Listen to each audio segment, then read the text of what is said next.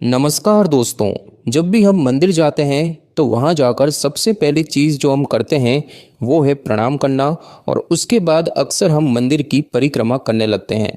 लेकिन क्या आपने कभी रुककर सोचा है कि हम ये परिक्रमा क्यों करते हैं? क्या ये बस एक परंपरा है या फिर एक धार्मिक रिवाज जिसे पीढ़ियों से निभाया जा रहा है, या फिर इसके पीछे कोई गहरा अर्थ, कोई आध्यात्मिक संकेत या शायद कोई वैज्ञानिक कारण छुपा है? अक्सर हम देखते हैं कि लोग मंदिर में आए, भगवान के दर्शन किए और फिर 2 3 या 4 चक्कर लगाकर चले गए। किसी ने पूछा तो जवाब मिला कि बस ऐसे ही करते हैं, यही तो रीति है, बचपन से देखते आ रहे हैं। लेकिन क्या ये इतना ही सतही है? क्या किसी चीज को बिना समझे करना उसे आस्था कह देना ठीक है? आज इस वीडियो में हम जानने वाले हैं मंदिर की परिक्रमा का असली मतलब क्या होता है, इसके पीछे शास्त्रीय, वैज्ञानिक और मानसिक कारण क्या है और कैसे ये एक छोटी सी क्रिया हमारी आंतरिक यात्रा का हिस्सा बन सकती है। एक ऐसी यात्रा जो केवल पैरों से नहीं, मन और आत्मा से पूरी होती है। दोस्तों, अब जब हमारे मन में सवाल जाग चुका है कि मंदिर की परिक्रमा क्यों की जाती है, तो चलिए सबसे पहले तो ये समझते हैं कि परिक्रमा का मतलब क्या होता है। तो संस्कृत में इसे कहा जाता है प्रदक्षिणा, यानी कि प्र और दक्षिणा, जिसका सीधा अर्थ है भगवान की दाईं ओर चलते हुए उनके चारों ओर घूमना। यहाँ दक्षिणा शब्द केवल दिशा नहीं, श्रद्धा और सम्मान का भी प्रतीक है। ऐसा माना गया है कि जब हम किसी पूज्य स्थान की परिक्रमा करते हैं तो हम भगवान को हमेशा अपनी दाईं ओर बनाए रखते हैं, जो सम्मान की दिशा मानी जाती है। परिक्रमा हमेशा घड़ी की दिशा में, यानी कि क्लॉकवाइज की जाती है। क्यों? क्योंकि हिंदू धर्म में यह दिशा सूर्य की गति के अनुरूप मानी गई है। सूर्य पूर्व से पश्चिम की ओर चलता है और ठीक वैसे ही परिक्रमा भी उसी फ्लो में की जाती है, ताकि हमारी ऊर्जा प्रकृति के साथ संतुलन में रहे। अलग अलग देवताओं के मंदिरों में परिक्रमा की संख्या और शैली भी अलग अलग होती है।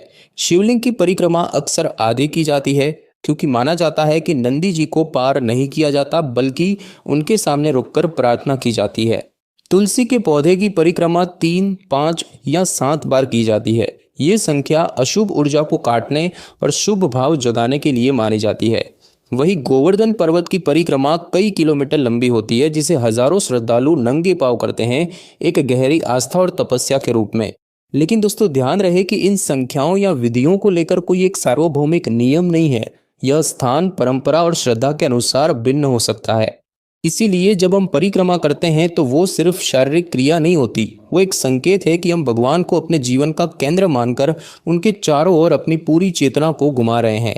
हमारे हर कदम में श्रद्धा होती है और हर चक्कर में एक भीतर की यात्रा। परिक्रमा का मतलब है मैं जीवन के केंद्र की परिक्रमा कर रहा हूँ और उस केंद्र में है मेरा ईश्वर। दोस्तों, अब तक हमने जाना कि परिक्रमा का अर्थ क्या होता है, लेकिन अब बात करते हैं उस धार्मिक दृष्टिकोण की जिसकी वजह से यह परंपरा हजारों वर्षों से हमारे जीवन का हिस्सा बनी हुई है। शास्त्रों में कहा गया है, यस्य स्मरण मात्रेण पापम नश्यति ततस्थानम प्रदक्षिणम कुर्यात्, अर्थात जहां मात्र स्मरण से पाप नष्ट हो जाए उस स्थान की परिक्रमा जरूर करनी चाहिए। यानी कि जब कोई स्थान पवित्र हो, जैसे कि मंदिर, पीठ या कोई तीर्थ, तो वहां परिक्रमा करना केवल नियम नहीं, आंतरिक शुद्धि की प्रक्रिया मानी जाती है। हिंदू धर्म में 4 दिशाओं को विशेष रूप से दिव्यता से जोड़ा गया है, और जब हम परिक्रमा करते हैं तो हम वास्तव में ईश्वर की उन चारों शक्तियों को नमन करते हैं। पूर्व दिशा ज्ञान और प्रकाश का प्रतीक है, पश्चिम दिशा आत्मनियंत्रण और तपस्या का, उत्तर दिशा करुणा और शांति का स्वरूप मानी जाती है, और दक्षिण दिशा स्थिरता और मृत्यु के रहस्य से जुड़ी मानी जाती है। जब हम ईश्वर के चारों ओर परिक्रमा करते हैं तो ये मान्यता रहती है कि हम उनके संपूर्ण स्वरूप को समर्पण पूर्वक स्वीकार कर रहे हैं। दोस्तों, पुराणों में कई स्थानों पर परिक्रमा का वर्णन मिलता है, जैसे कि शिव मंदिर में परिक्रमा करते समय भक्त अक्सर आधी परिक्रमा करते हैं, क्योंकि भगवान शिव के सामने विराजमान नंदी को पार करना एक तरह से उनकी उपेक्षा मानी जाती है, इसीलिए भक्त वहीं रुककर प्रणाम करते हैं। तुलसी माता की परिक्रमा विष्णु भक्ति का प्रतीक मानी जाती है, उसे और संख्या यानी 3 5 या 7 बार करना शुभ माना गया है। और गोवर्धन पर्वत की परिक्रमा जो लगभग 21 किलोमीटर लंबी होती है, उसे कृष्ण भक्त गहरी श्रद्धा और तपस्या के साथ नंगे पांव करते हैं। इसे गिरिराज जी की प्रदक्षिणा कहा जाता है, और ऐसा माना जाता है कि इससे प्रकृति और भगवान दोनों के प्रति सम्मान प्रकट होता है। इन सब उदाहरणों से एक बात स्पष्ट होती है कि परिक्रमा केवल एक क्रिया नहीं है, ये एक भाव है। जब हम ईश्वर के चारों ओर घूमते हैं तो हम एक तरह से ये स्वीकार कर रहे होते हैं कि हमारा केंद्र, हमारा मूल और हमारा मार्गदर्शन सब कुछ वही है। और यही है परिक्रमा का असली धर्म, स्वयं को ईश्वर के चारों ओर समर्पित करना। दोस्तों, अब तक हम परिक्रमा को धार्मिक और आध्यात्मिक दृष्टिकोण से देख चुके हैं, लेकिन क्या आपने कभी सोचा है कि जब हम मंदिर की परिक्रमा करते हैं तो उसका असर हमारे शरीर और मस्तिष्क पर भी होता है या नहीं? क्या ये केवल एक श्रद्धा का कार्य है या इसके पीछे कोई सूक्ष्म विज्ञान भी काम करता है? दरअसल अगर हम परंपरागत मंदिरों की वास्तुकला को देखें तो पाएंगे कि उनका गर्भगृह यानी कि इनर सैंक्टम एक ऐसा स्थान होता है जहां अत्यधिक ऊर्जा यानी कि एनर्जी कंसंट्रेशन होती है। पुराने भारतीय मंदिरों को इस तरह बनाया जाता था कि वहां मौजूद पत्थर, धातु और ज्यामितीय संरचना मिलकर एक नैसर्गिक कंपन यानी कि नेचुरल वाइब्रेशन उत्पन्न करते थे। और जब कोई व्यक्ति उस गर्भगृह के चारों ओर परिक्रमा करता है तो वो उस ऊर्जा क्षेत्र यानी कि एनर्जी फील्ड के परिधि में चलता है। इसका वैज्ञानिक सिद्धांत ये कहता है कि जब कोई शरीर किसी संतुलित ऊर्जा स्रोत के चारों ओर गतिशील होता है तो वह धीरे धीरे उस ऊर्जा के साथ प्रतिध्वनित यानी कि रेजोनेट करने लगता है। दोस्तों, परिक्रमा हमेशा दक्षिणावर्त यानी कि क्लॉकवाइज की जाती है और इसके पीछे केवल धार्मिक कारण ही नहीं बल्कि शारीरिक संतुलन का भी विचार है। हमारा हृदय बाईं ओर होता है और जब हम दाईं ओर घूमते हैं तो हृदय के चारों ओर की सर्कुलेटरी प्रणाली को एक नियंत्रित गति मिलती है। इसके साथ ही क्लॉकवाइज दिशा में चलने से हमारा ब्रीदिंग पैटर्न यानी कि श्वास गति, स्टेप रिदम यानी कि चलने की लय और ब्रेन वेव्स धीरे धीरे एक स्थिर पैटर्न में आने लगती है, जो मानसिक रूप से हमें शांत, केंद्रित और जागरूक बनाती है। आज के ज़माने में जिसे हम वॉकिंग मेडिटेशन कहते हैं, उसका मूल स्वरूप कहीं ना कहीं हमारी परिक्रमा की परंपरा से मेल खाता है। जब आप ध्यानपूर्वक चल रहे होते हैं एक ही मार्ग पर, तो आपके मन में सोचने की गति धीमी होती है और एक बिंदु पर आकर शांति और स्पष्टता का अनुभव होने लगता है। यही चीज़ मंदिर की परिक्रमा में भी होती है, जहां आप अपने जीवन के आई को थोड़ा थोड़ा करके वी और यू में बदलते जाते हैं। इसका मतलब ये है कि जब कोई व्यक्ति परिक्रमा करता है तो धीरे धीरे वो मैं यानी कि आई के अहम से बाहर निकलता है और फिर वो सोचने लगता है कि मैं अकेला नहीं हूँ, मैं और भगवान, मैं और ये संसार, मैं और बाकी लोग, यानी कि वो वी यानी कि हम की भावना में प्रवेश करता है। और फिर सबसे उच्च अवस्था होती है जहाँ मैं भी नहीं, हम भी नहीं, सिर्फ तू यानी कि यू बचता है, यानी पूर्ण समर्पण, जहाँ सिर्फ ईश्वर का ही अस्तित्व रह जाता है। दोस्तों, आप शरीर से चल रहे होते हैं लेकिन भीतर एक ऊर्जा और भावनात्मक अलाइनमेंट बन रहा होता है। इसीलिए परिक्रमा कोई चमत्कार नहीं है, ये एक सहज प्रक्रिया है जिसमें हमारे शरीर, ऊर्जा और मन एक साथ सक्रिय होते हैं। मंदिर की संरचना, दिशा, चलने की गति और श्रद्धा, ये सब मिलकर बनाते हैं एक ऐसी अनुभूति जो व्यक्ति को थोड़े समय के लिए ही सही लेकिन भीतर से शांत, संतुलित और जागरूक बना देती है। दोस्तों, हमने अब तक परिक्रमा के अर्थ, परंपरा और विज्ञान को समझा, लेकिन अब बात करते हैं उस भीतर की यात्रा की जो बिना किसी शोर के बस चुपचाप चलती रहती है। परिक्रमा का असली असर शरीर से ज्यादा मन और भावना पर पड़ता है, जो बाहर से दिखाई नहीं देता लेकिन भीतर बहुत कुछ बदल जाता है। जब हम परिक्रमा करते हैं तो हर कदम के साथ हम खुद को थोड़ा थोड़ा छोटा करते जाते हैं और ईश्वर को केंद्र में बड़ा होता हुआ महसूस करते हैं। यह एक प्राकृतिक अहम विलयन यानी कि ईगो डिसोल्यूशन की प्रक्रिया है, जहां मन ये मानने लगता है कि मैं नहीं, तू ही सब कुछ है। कोई नियम, कोई बाहरी मजबूरी नहीं होती, बस हर चक्कर के साथ एक भाव गहराता चला जाता है। जैसे जैसे हम घूमते हैं, हमारा ध्यान बाहर की दुनिया से हटकर अंदर की शांति की ओर जाने लगता है।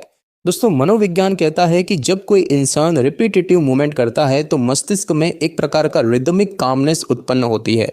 यही कारण है कि बहुत से लोग परेशान होने पर टहलने निकलते हैं, क्योंकि चलने की लयबद्ध गति हमारे तनाव यानी कि स्ट्रेस को धीरे धीरे कम करती है। अब जब वही चलना किसी पवित्र उद्देश्य और श्रद्धा के साथ किया जाए तो उसका असर और भी गहरा हो जाता है।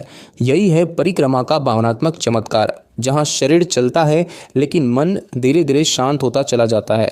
दोस्तों, कई लोग बताते हैं कि जब वे परिक्रमा करते हैं तो शुरुआत में बस नियम निभाने का भाव रहता है, लेकिन धीरे धीरे एक विशेष भावनात्मक गहराई आने लगती है। ऐसा लगता है जैसे हम किसी ध्यान यानी कि मेडिटेशन की स्थिति में पहुंच रहे हों, जहां विचार धीमे हो जाते हैं और बस एक मौन, एक जुड़ाव और एक भीतर की मिठास महसूस होती है। कोई जबरदस्ती नहीं, कोई बाहरी प्रदर्शन नहीं, बस ईश्वर के इर्द गिर्द घूमते हुए हम अपने भीतर की हलचल को थमता हुआ देखते हैं। तो दोस्तों, परिक्रमा का मानसिक प्रभाव यही है कि वह हमारे भीतर एक संतुलन, एक मौन और एक समर्पण भाव को जन्म देती है। हर चक्कर एक अवसर है थोड़ा और शांत होने का, थोड़ा और जुड़ने का और थोड़ा और मैं को छोड़ने का। और यही है परिक्रमा की सबसे बड़ी शक्ति, बिना बोले बिना बताए हमें बदल देना। दोस्तों, आज हम एक ऐसे समय में जी रहे हैं जहां सब कुछ बहुत तेज है। सुबह उठते ही मोबाइल, दिन भर भाग दौड़ और रात होते ही थकावट, चिंता और अनजाना सा खालीपन। इतनी तेज जिंदगी में मन का रुकना, ठहरना या भीतर झांकना मानो दुर्लभ सा हो गया है। और ऐसे समय में परिक्रमा जैसी एक साधारण लेकिन गहरी क्रिया हमें दोबारा से अपने केंद्र, अपने भीतर से जोड़ सकती है। दोस्तों, परिक्रमा सिर्फ मंदिर तक सीमित नहीं है। अगर आप चाहें तो इसे आप अपने जीवन की प्रक्रिया का हिस्सा बना सकते हैं। मान लीजिए आप रोज शाम को पार्क में टहलते हैं। बस उस टहलने को एक भावना दीजिए, एक दिशा दीजिए। अपने हर कदम के साथ एक सोच रखिए कि आप किसी डिवाइन सेंटर के चारों ओर चल रहे हैं और हर चक्कर के साथ थोड़ा और शांत हो रहे हैं। इसे कहा जा सकता है आधुनिक परिक्रमा। ना कोई विशेष नियम, ना पोशाक की आवश्यकता, बस थोड़ी श्रद्धा और थोड़ी स्थिरता। आजकल एंग्जाइटी, ओवरथिंकिंग और बर्नआउट जैसे शब्द आम हो गए हैं। हर किसी को लगता है कि जैसे मन कभी रुकता ही नहीं। परिक्रमा जैसी ये प्रक्रिया जहाँ शरीर लयबद्ध चलता है और मन एक बिंदु पर टिकता है, तो ये प्रक्रिया उस बेचैनी को थामने का एक शांत उपाय बन सकती है। ये केवल धार्मिक क्रिया नहीं बल्कि एक मेंटल रीसेट टेक्निक बन सकती है। जैसे हम फोन को रीस्टार्ट करते हैं, वैसे ही खुद को रीसेट करने का एक माध्यम।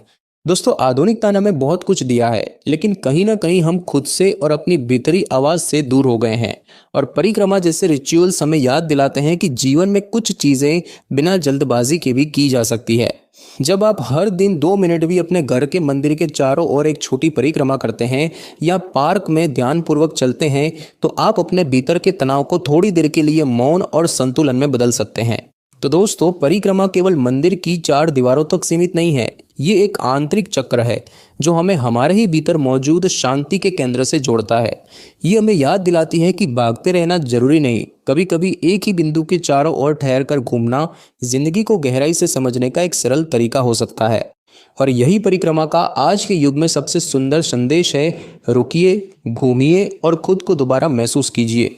तो दोस्तों, अब तक हमने समझा कि परिक्रमा क्या है, क्यों होती है और ये कैसे काम करती है। लेकिन अब एक सवाल बचता है कि क्या परिक्रमा सिर्फ मंदिर में की जाती है या फिर हम रोज अपनी जिंदगी में भी किसी न किसी चीज के इर्द गिर्द परिक्रमा करते रहते हैं। दोस्तों, जरा सोचिए, हम दिन भर किसके चारों ओर घूमते हैं?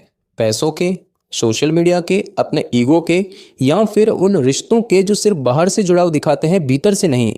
हम में से ज्यादातर लोग किसी न किसी चीज की परिक्रमा कर रहे होते हैं, लेकिन क्या वो चीज वाकई हमारी आत्मा का केंद्र है?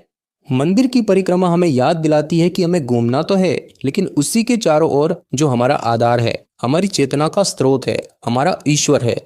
बाकी सब तो बस अनुभव है, गुजरते पड़ाव हैं, लेकिन केंद्र हमेशा एक ही होना चाहिए, भीतर का सत्य। तो दोस्तों, अगली बार जब आप मंदिर जाएं या किसी पार्क में शांति से टहलें, तो एक बार खुद से पूछिएगा कि मैं आज किसके चारों ओर घूम रहा हूं। और अगर जवाब ईश्वर, आत्मा या शांति निकले, तो समझिए कि आपकी परिक्रमा सही दिशा में है।